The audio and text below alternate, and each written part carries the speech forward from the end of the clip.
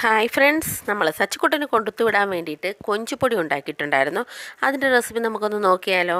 ആദ്യം നമ്മളൊരു ചട്ടി അടുപ്പയിലോട്ട് വെച്ച് കൊടുത്തിട്ട് അതിലേക്ക് നമ്മൾ വൃത്തിയാക്കി വെച്ചിരിക്കുന്ന ഉണക്ക കൊഞ്ച് ചേർത്ത് കൊടുക്കാം. ഇതൊരു 250 ഗ്രാമാണ് ഞാൻ എടുത്തിരിക്കുന്നത്.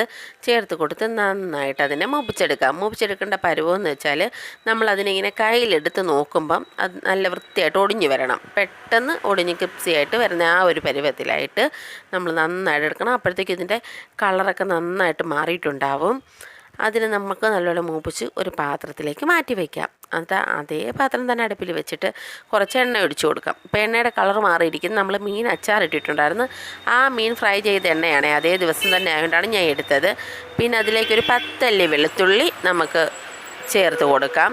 അതിലേക്കൊരു ചെറിയ പീസ് ഇഞ്ചി ചെറുതായിട്ട് അരിഞ്ഞതും ചേർത്ത് കൊടുക്കാം. പിന്നെ ഒരു 3-4 പച്ചമുളകും ചെറുതായിട്ട് അരിഞ്ഞത് ചേർത്ത് കൊടുക്കാം. ഇതെല്ലാം കൂടി നന്നായിട്ടൊന്ന് മൂപ്പിച്ച് നമുക്ക് കോരിയെടുക്കാം. അതേ പാത്രത്തിൽ തന്നെ നമുക്ക് കുറച്ച് കറിവേപ്പിലയും ഇട്ടിട്ട് അതും ഒന്ന് മൂപ്പിച്ച് കോരിയെടുക്കാം. കറിവേപ്പില മറ്റേതിൻ്റെ കൂടെ ഇട്ടാൽ പെട്ടെന്ന് മൂത്ത് പോകും. അതുകൊണ്ടാണ് സെപ്പറേറ്റ് ഇട്ടെടുക്കുന്നത്. പിന്നെ നമുക്കിതെല്ലാം കൂടി ഒന്ന് പൊടിച്ചെടുക്കാം.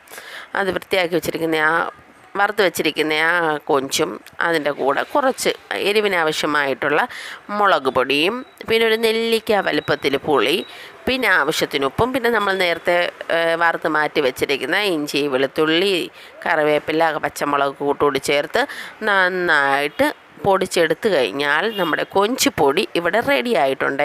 നമുക്ക് പുറത്തോട്ടൊക്കെ കൊടുത്തു വിടാനായാലും നമ്മുടെ മക്കളുടെ ലഞ്ച് ബോക്സിൽ കൊടുത്തു വിടാനായാലും അതല്ല നമ്മുടെ വീട്ടിൽ തന്നെ പൊടിച്ച് സൂക്ഷിച്ച് ആവശ്യത്തിന് എടുക്കാനായാലും നല്ലൊരു ഐറ്റമാണ്. ട്രൈ ചെയ്ത് നോക്കി ഫീഡ്ബാക്ക് പറയാൻ മറക്കരുതേ.